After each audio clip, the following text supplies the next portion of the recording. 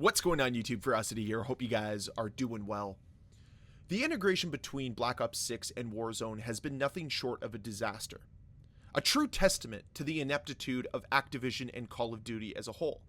Because it all started off with terrible audio bugs from the launch of Season 1. Audio bugs that probably should have been ironed out during the testing phase of this brand new implementation.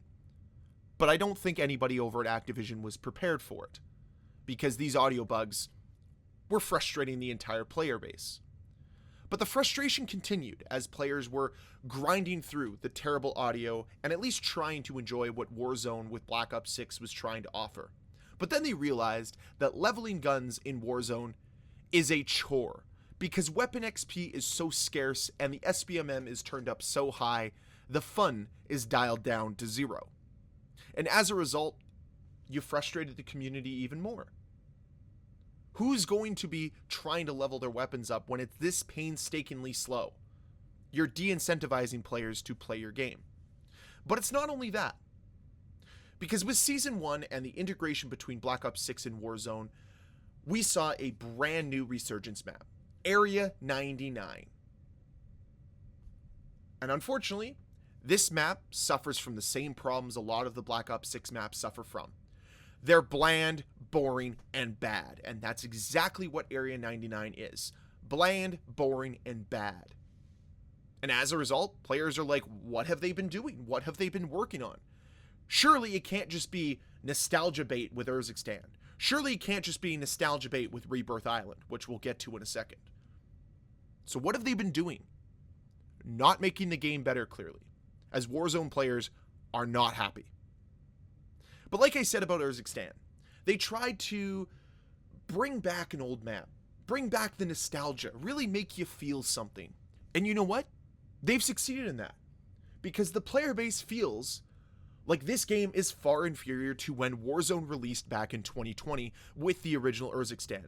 That's what this map is reminding them of. That Warzone used to be better.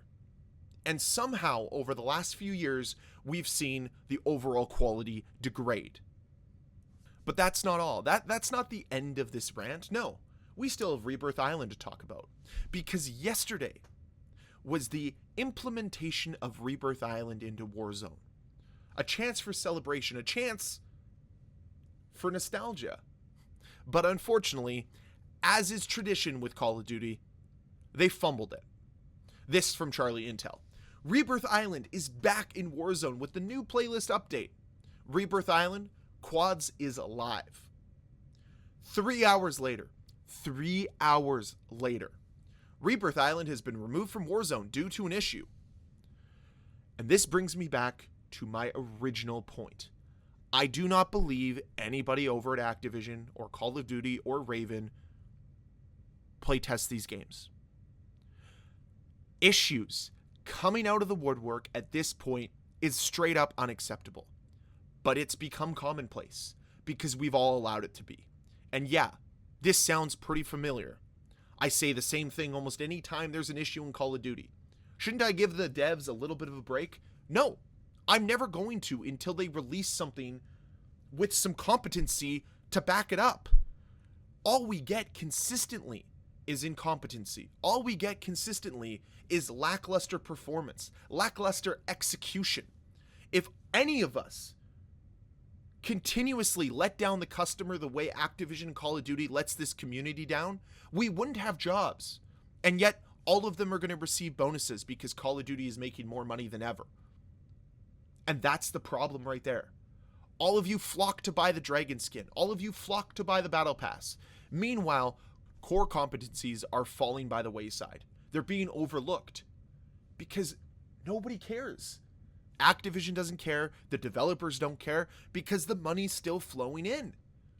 It's completely unacceptable that a brand new map releases and then has to get removed 3 hours later because of an issue.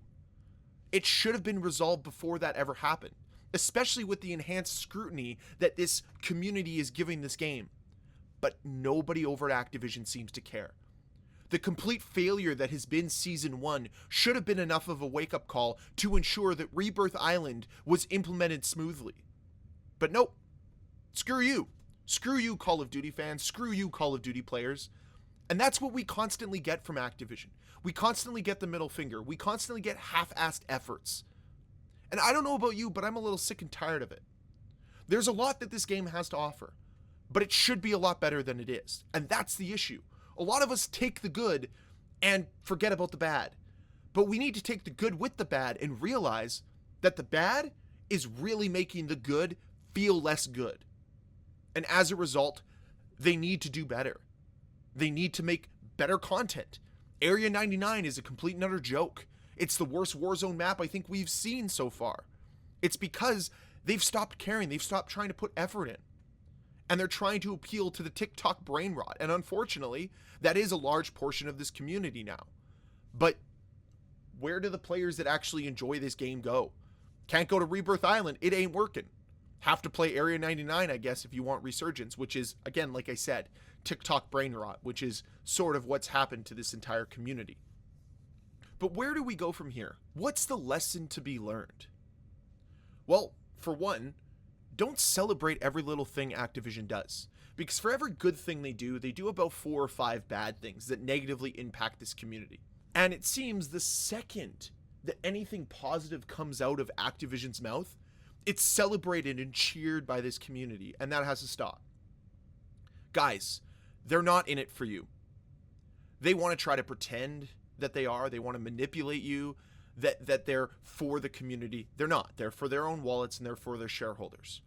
The only thing that has remained constant throughout the entire Call of Duty life cycle is that revenue matters more than the experience they're delivering.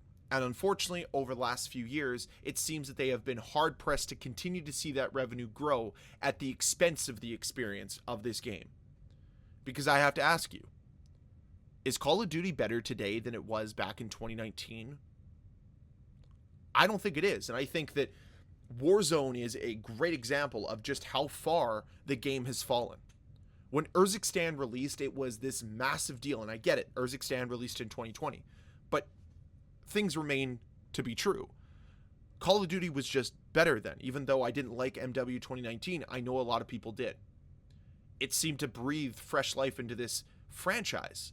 And ever since then, it feels like that momentum has been squandered at every single turn.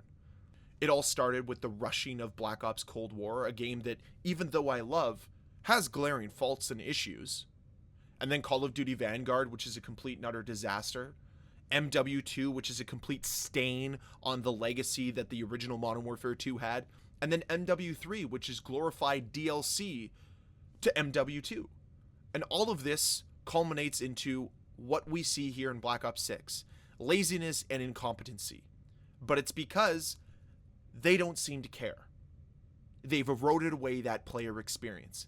Where is that passion to innovate? Where is that incentive to improve that it seemed that they had during 2019?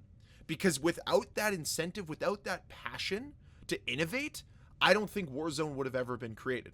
Now, you can argue whether or not that would have been for the betterment of Call of Duty or not, and maybe it would have been, I don't know. I definitely argued that in the past. But nonetheless, I think it's very clear that what we're seeing across Call of Duty, not just in multiplayer, not just in Warzone, but across the entire franchise, is a regression in quality. And that is what pisses me off the most. We have the most technology we've ever had when it comes to making video games, and we're producing an inferior product as a result. It doesn't make any sense. More developers and more time than we've ever had, and yet somehow the quality continues to drop. It's unacceptable to me. I wonder if it's unacceptable to you.